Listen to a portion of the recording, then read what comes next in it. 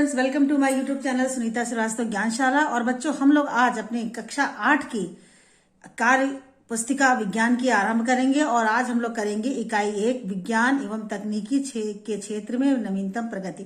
बच्चों, इसको हम लोग अच्छे से पढ़ भी चुके हैं और यहाँ पर अब स्टार्ट करते हैं नई पूरी अपने उत्साह के साथ, पूरी एनर्जी के साथ। तो चलिए देखते हैं पहला प्रश्न क्या है। निम्नलिखित प्रश्नों के सही विकल्प चुनिए। आईसीटी योजना को किस क्षेत्र में शुरू किया गया? तो आईसीटी योजना हम जानते हैं बच्चों की वो शिक्षा के क्षेत्र में स्टार्ट किया गया है। टेली चिकित्सा किससे संबंधित है? कृषि, परिवहन, चिकित्सा क्षेत्र या ऊर्जा? तो टेली चिकित्सा बच्चों चिकित्सा क्षेत्र से संबंधित है। हम जानते हैं कि टेलीफोन के माध्यम से किस तरीके से हम देश विदेश में बैठे हुए डॉक्टरों से बातचीत कर सकते हैं, अपना इलाज के लिए उनसे परामर्श ले सकते हैं। किस माध्यम से सरकारी सुविधाओं को आम नागरिकों के लिए उपलब्ध कराना ई शासन कहलाता है? बिल्कुल सही बच्चों, इंटरनेट के माध्यम से कर सकते हैं। भारतीय डाक विभाग द्वारा ई पोस्ट सेवा शुरू की गई है। यहाँ पर देखिए सन 2001 में यह सेवा शुरू की गई है। निम्नलिखित में से कौन चिकित्सा क्षेत्र से संबंधित नहीं है? Radiography, angiography, MRI, CNG. हम जानते हैं रेडियोग्राफी, एंजियोग्राफी और एमआरआई जो है सब चिकित्सा से संबंधित है, यानी सीएनजी वो है चिकित्सा से संबंधित नहीं है। निम्नलिखित में से कौन सा व्यापार एवं वाणिज्य से संबंधित है? सीएससी, एनईजीपी, बीआईएल बिल, उमंग, यानी इसमें क्या है जो व्यापार से संबंधित है वो बिल है। तो इस तरीके से ये वाला पेज हमारा कंप्लीट हुआ। बढ़ते हैं आगे अपने अगले पेज की ओर। यहाँ पर देखिए रिक्त स्थान करना है, रिक्त स्थानों को भरना है। पर्यावरण को प्रदूषण से बचाने के लिए प्रयोग को बढ़ावा दिया जा रहा है। ऊर्जा के नवीकरणीय स्रोतों को बढ़ावा दिया जा रहा है। यहाँ पे दूसरा देखिए, परिवहन के क्षेत्र में नवीनतम तकनीक के अंतर्गत क्या क्या आता है? मेट्रो रेल, बुलेट रेल एवं मोनो रेल, ये सारे हमारे परिवहन के क्षेत्र में नवीनतम तकनीकियां हैं। बाल्को, नाल्को आदि एल्युमिनियम उद्योग के कारखाने हैं। उन्नत पैदावार के लिए प्रयोग पर बल दिया जा रहा है जैव कृषि और या हरी खाद के द्वारा। डीआरडीओ का गठन सन 1958 में हुआ। तो ये रही आपकी खाली जगह जिसे आपको भरना है और अच्छे से याद भी करना है। अगला प्रश्न है हमारा प्रश्न नंबर 3। निम्नलिखित क्षेत्र में बने उपकरण वस्तु विज्ञान एवं तकनीकी के किस चीज से संबंधित है? बॉक्स में लिखना है। अब यहाँ पर देखिए मुझे ज्ञान दिखाई दे रहा है, यानी वो अंतरिक्ष से संबंधित है, तो यहाँ मैंने लिख दिया है अंतरिक्ष। दूसरा देखिए ये यातायात से संबंधित है, यहाँ पर ट्रेन वो दिखाई गई मेट्रो ट्रेन।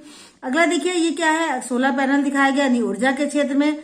और ये स्वाइप मशीन है जो व्यापार एवं वाणिज्य के क्षेत्र में ये संबंधित है। तो इस तरीके से बॉक्स में हमने चित्रों को देखकर उनके किस क्षेत्र से संबंधित है वो लिखा है। बढ़ते हैं अपने अगले प्रश्न की ओर। स्तंभ का के कथन को स्तंभ खा के कथन से सही सुमेलित कीजिए। खा में देखिए मैग्नेटिक रेजोनेंस इमेजिंग यानी एमआरआई। एमआरआई बच्चों हम जानते हैं किससे संबंधित है? चिकित्सा के क्षेत्र से संबंधित है। रक्षा अनुसंधान एवं विकास संगठन डीआरडीओ किससे संबंधित है? रक्षा एवं प्रतिरक्षा के क्षेत्र में। वायरस फाइडेलिटी वाईफाई, वाईफाई किससे संबंधित है? संचार के क्षेत्र में। तेल एवं प्राकृतिक गैस कारपोरेशन ओएनजीसी, ओएनजीसी किससे संबंधित है? हमारे पेट्रोलियम उद्योग क्षेत्र से।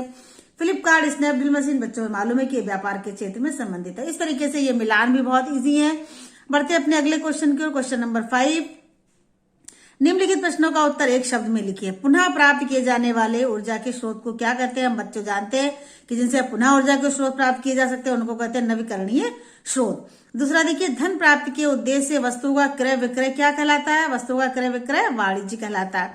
सरकार की आम नागरिकों के लिए उपलब्ध सुविधाओं को इंटरनेट के माध्यम से उपलब्ध कराना क्या कहलाता है? ई गवर्नेंस या ई शासन कहलाता है। कच्चे माल को मूल्यवान उत्पाद में परिवर्तित कर अधिक मात्रा में वस्तुओं का उत्पादन। कच्चे माल से जब वस्तुओं को बनाते हैं, तैयार करते हैं तो बच्चे जानते हैं कि विनिर्माण या वस्त्र निर्माण कहा जाता है।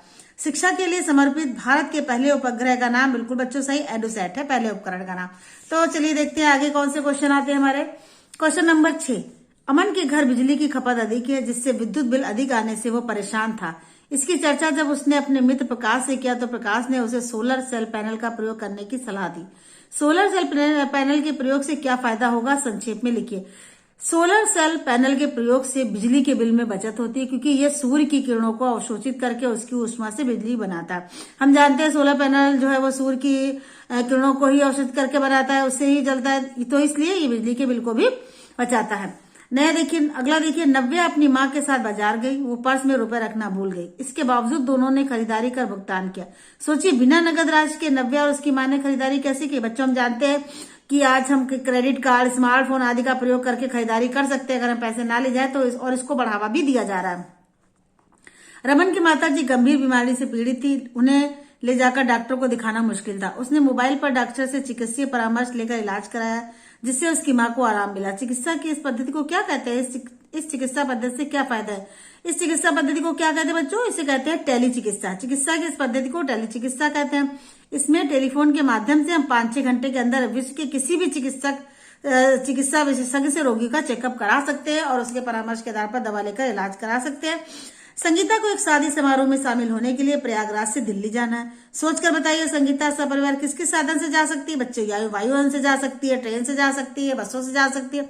इन सारे साधनों का प्रयोग कर वो आराम से शादी में जा सकती है। यहाँ पर अगला देखिए बच्चों, 2 आपके सामने डायग्राम बने हुए हैं। चित्र में दिखाई गई मशीनों की दैनिक जीवन में क्या उपयोगिता है? बच्चों आपने इसे भी देखा होगा, स्वाइप कार्ड मशीन बोलते हैं, और ये क्या है? मोबाइल है। यानी इससे हम क्या क्या कर सकते हैं, अभी हम बच्चों पहले पढ़ भी चुके हैं कि स्वाइप मशीन के द्वारा हम डेबिट एवं क्रेडिट कार्ड का पूरा के द्वारा पैसों का लेन देन कर सकते हैं आराम से। मोबाइल का प्रयोग संचार की, शिक्षा के क्षेत्र में, मनोरंजन के क्षेत्र में किया जाता है इसका प्रयोग। बढ़ते अपने 11वें क्वेश्चन को। रहीम अपने गांव घूमने गया, वहां उसने देखा बिजली के बल्ब व पंखे सोलर पैनल से चल रहे हैं।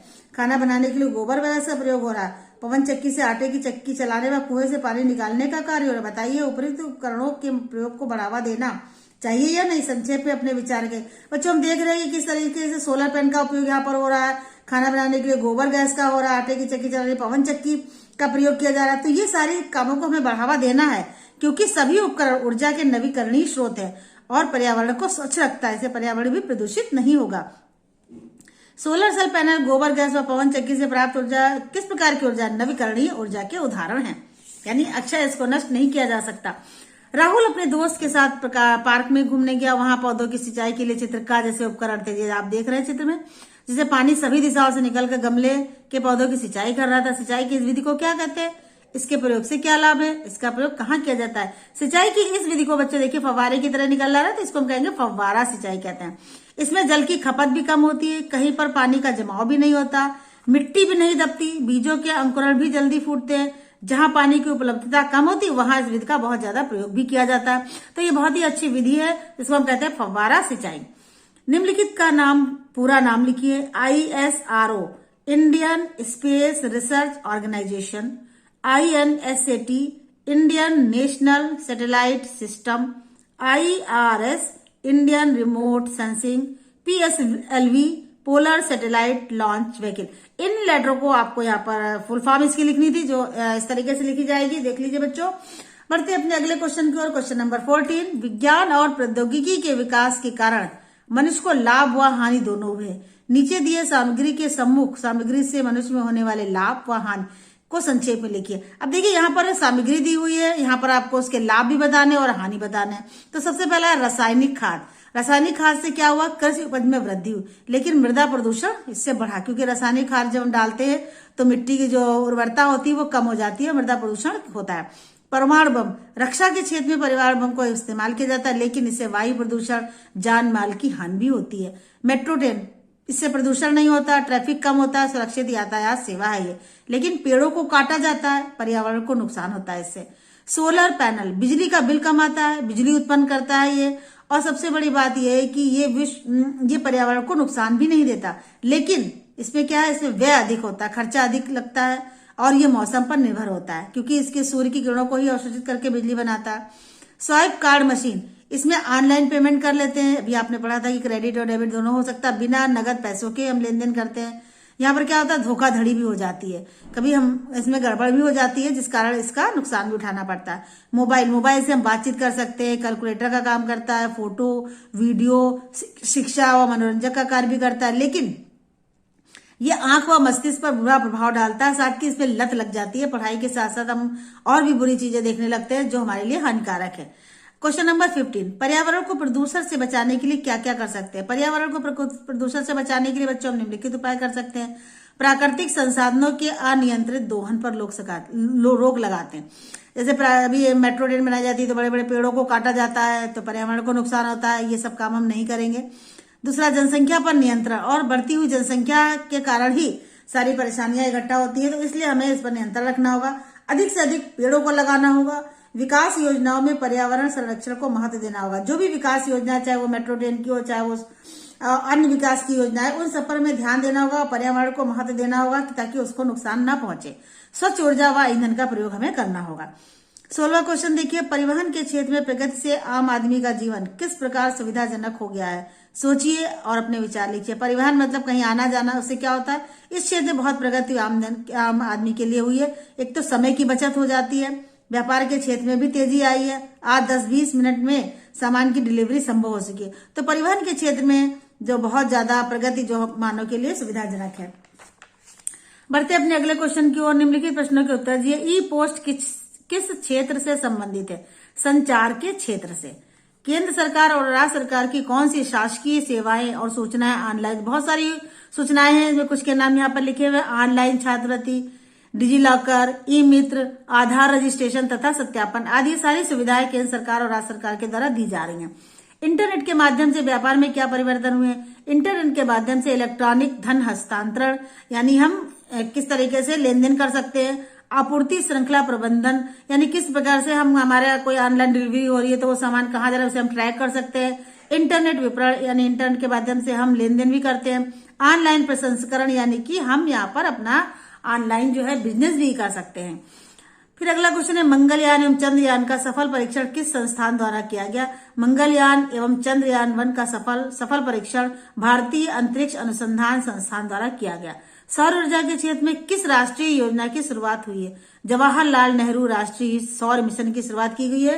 तो बच्चों, इस तरीके से इकाई 1 यहाँ पर कंप्लीट होता है और जल्द ही हम करने के लिए फिर से मिलेंगे इकाई 2। तब तक के लिए बच्चों, थैंक यू।